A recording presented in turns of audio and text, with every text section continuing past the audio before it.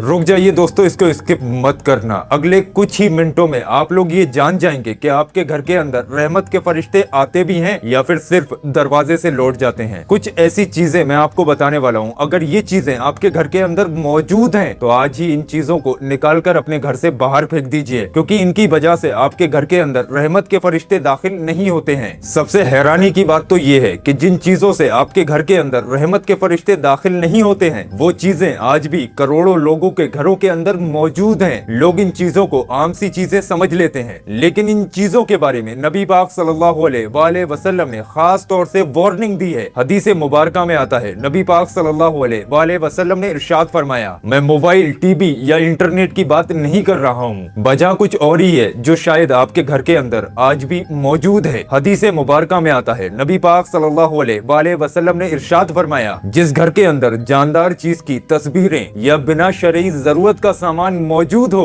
उस घर के अंदर कभी भी रहमत के फरिश्ते दाखिल नहीं होते हैं। तो सबसे पहली चीज आपको अपने घर के अंदर ये चेक कर लेना है कि आपके घर के अंदर किसी जानदार चीज की तस्वीर तो मौजूद नहीं है। आजकल ट्रेंड चल गया है, लोग डेकोरेट कर रहे हैं, लेकिन इस चीज का आप ख्याल रखें। जरा सी डेकोरेशन हटा दोगे आपके पास से कुछ नहीं जाएगा, लेकिन हो सकता है अगर आपने फोटो लगाया या फिर कोई ऐसी चीज लगा दी जिसमें जानदार चीज जाहिर हो रही है तो इससे आपके घर के अंदर रहमत के फरिश्ते आएंगे ही नहीं, और जब रहमत के फरिश्ते नहीं आएंगे तो जाहिर सी बात है बरकत होगी कहां से। नंबर 2, अगर घर के अंदर कोई ऐसा शख्स मौजूद है जो काबे शरीफ की तरफ पैर करके सोता है, यानी कि किबला की तरफ अपने पैरों को कर लेता है। देखो, गलती करता एक बंदा है लेकिन उसकी चपेट में घर के सारे लोग आ जाते हैं। तो आप ये चीज देख लें, चाहे आपके घर का बच्चा हो या फिर आप खुद हो, अगर काबे शरीफ की तरफ पैर करके कोई शख्स सोता है तो उस घर के अंदर कभी भी रहमत के फरिश्ते दाखिल नहीं होते हैं। नंबर 3, जिस घर के अंदर झूठी कसम खाने वाला शख्स मौजूद हो, यानी कि ऐसा शख्स जो बात बात पर कसम खा रहा है, कसम खाने से पहले एक बार भी नहीं सोच रहा है, कसम खाकर तोड़ दे रहा है, उसकी नजरों में कसम की कोई वैल्यू ही नहीं है। अगर ऐसा शख्स आपके घर के अंदर मौजूद है तो उसको समझा दीजिए कि गलती वो कर रहा है, लेकिन इससे पूरे घर की रहमत खत्म हो रही है। नंबर 4, ये एक ऐसा पॉइंट है जिस पर आपको गौर करना चाहिए। ये सिर्फ आपके लिए नहीं, आपकी घर के औरतों के लिए बहुत ज्यादा जरूरी है। नंगे सिर औरत का टॉयलेट के अंदर दाखिल होना, ये आपको आम सी बात लगती होगी। रात में उठ के आप ऐसे ही टॉयलेट के अंदर नंगे सिर चली जाती होंगी, लेकिन आपने इसके बारे में सोचा है? गलती आप कर रही हैं, लेकिन इसका खामियाजा आपके वालिदैन, आपके शौहर को भुगतना पड़ेगा। टॉयलेट के अंदर शैतानी असर होते हैं, वहाँ तो वैसे भी नंगे सिर दाखिल नहीं होना चाहिए, खास करके औरतों के लिए। जिस घर की औरतें नंगे सिर टॉयलेट के अंदर दाखिल होती हैं उस घर के अंदर कभी भी रहमत और बरकत नाजिल नहीं होती है। अब से ध्यान रखना, नंगे सिर टॉयलेट के अंदर बिल्कुल मत जाना, क्योंकि ये आपके घर की रहमत और बरकत को खत्म कर देता है। नंबर 5, जिस घर के अंदर शिर्क हो रहा हो, शिर्क यानी कि अल्लाह के अलावा किसी और पर यकीन करना, यानी कि अल्लाह के अलावा दुनिया वालों से उम्मीदें रखना, अगर ऐसा शख्स आपके घर के अंदर एक भी मौजूद है। आजकल की औरतें, बुरा मत मानना, आजकल के ये मियाँ वगैरह जो बैठे हुए हैं जिनको कुछ आ जा नहीं रहा है, आप उस पर जाकर ताबीज गंडे वगैरह करवाती हैं, पूरा यकीन उनके ऊपर कर देती हैं। अरे जितनी उन मियाँ की अल्लाह सुनेगा उतनी आपकी भी सुनेगा। अल्लाह आपसे भी उतना ही प्यार करता है, उनसे भी उतना ही प्यार करता है। अब उन पर पूरा यकीन कर लेना कि भाई मियाँ साहब हमारे घर की बरकत लेकर आएंगे। अरे जब अल्लाह नहीं चाहेगा तो बरकत आएगी कहाँ से? मियाँ क्या कर लेंगे, अपने पास से लाकर थोड़ी देंगे। मियाँ के घर में तो खुद बरकत नहीं हो रही है, तभी तो मियाँ ये दुकान खोलकर बैठे हुए हैं। अगर मियाँ के अंदर इतनी ही ताकत है, उनके घर में इतनी ज्यादा बरकत हो रही है, तो फिर आप उनके पास जाकर कर क्या रही हो? आपसे पैसों की उम्मीद है, तभी तो मियाँ अपनी दुकान खोलकर बैठे हुए हैं। इतना तो आप अपने दिमाग से सोच लिया करो। फिर आप पूरा यकीन मियाँ के ऊपर कर देते हैं, मियाँ बस मेरा ये काम कर दो। अरे मियाँ कैसे तुम्हारा काम कर देंगे भैया? करेगा तो अल्लाह। जब तक अल्लाह की मर्जी नहीं होगी पत्ता भी नहीं हिलेगा। तवक्कुल अल्लाह पे रखो, यकीन अल्लाह पे रखो। अगर शिर्क करोगे तो आपके घर में कभी भी बरकत नहीं होगी। आखिरी पॉइंट आपको मैं फ्री में बताकर जा रहा हूँ, अल्लाह की जात से मायूस होना। जैसा अभी मैंने बताया, अगर कोई परेशानी आ रही है, मुसीबत आ रही है, या कोई दुआ कबूल नहीं हो रही है तो आप मायूस हो गए, अरे भैया हमारी तो दुआएं कबूल नहीं हो रही है। ऐसा अगर आप सोच रहे हो तो आपके घर में कभी भी रहमत और बरकत नहीं आ सकती। जो दुआएं दुनिया पर कबूल नहीं होती उनका अजर आखिरत में मिलता है। तो अल्लाह पर यकीन रखो, इन्नल्लाह मास साबिरीन, बेशक अल्लाह सब्र करने वालों के साथ है। सब्र करके तो देखो। लेकिन नहीं, तुम्हें ये चाहिए होता है कि भैया इधर दुआ मांगी इधर कबूल हो जाए। अरे जब तक अल्लाह नहीं चाहेगा तो दुआ कैसे कबूल होगी? पहले अपने अमाल तो सही करो, पहले खुद के ढंग तो सही करो, अल्लाह की तरफ लौट के तो आओ, नमाजों की तो पाबंदी करो, अच्छे काम तो करो, दिल तो मत दिखाओ लोगों का। जब दूसरों को तकलीफें दोगे, इधर दुआएं मांगोगे तो कैसे कबूल हो जाएंगी भाई? जिसका दिल दुखाकर आए हो उसको अपनी जगह पर रखकर देखो, अगर कोई तुम्हारा दिल दुखाकर जाए तो उसकी दुआएं कबूल हो जाएंगी? खुद सोचो। तो पहले खुद को सुधारना जरूरी है। अब ये जो चीजें मैंने आपको बताई हैं, 6-7 चीजें जो मैंने आपको बता दी हैं, इन से आप अपने दिमाग में थोड़ा सा ये सोचना, हम लोग अल्लाह तबारक व तआला से शिकायत करते हैं या फिर लोगों से कहते फिरते हैं कि हमारे घर में भैया सुकून ही नहीं है, लेकिन हम ये नहीं देखते हैं कि हम खुद रहमत के दरवाजों को बंद कर रहे हैं। अब से ये गलतियां मत करना, नमाजों की पाबंदी करना, अल्लाह से दुआएं मांगना और अल्लाह से उम्मीद रखना। और ये जो चीजें मैंने बताई ना, इनको खुद तक मत रखना, इस वीडियो को शेयर करना। हो सकता है आपकी शेयरिंग की वजह से कोई इंसान बदल जाए, उसकी जिंदगी बदल जाए। अच्छी बात यूट्यूब पर आजकल आ तो रही नहीं है, अब आपके सामने अगर मैंने कोई ढंग की बात की है तो इसको बस यहाँ तक मत रखना, इसको शेयर कर देना। आपके जितने भी जानने वाले लोग हैं सभी को ये वीडियो शेयर करना। बाकी अगर मेरे कहने सुनने में आपको कोई बात बुरी लगी हो तो मैं आपसे माफी चाहता हूँ। मेरे बात करने का तरीका यही है, मैं इसी तरीके से बात करता हूँ, तो अगर कुछ बुरा लगा हो तो माफ कर दीजिएगा। अगर मेरी बात पसंद आई हो तो लाइक करके जरूर जाना। अगला वीडियो इससे भी ज्यादा पावरफुल आने वाला है, तो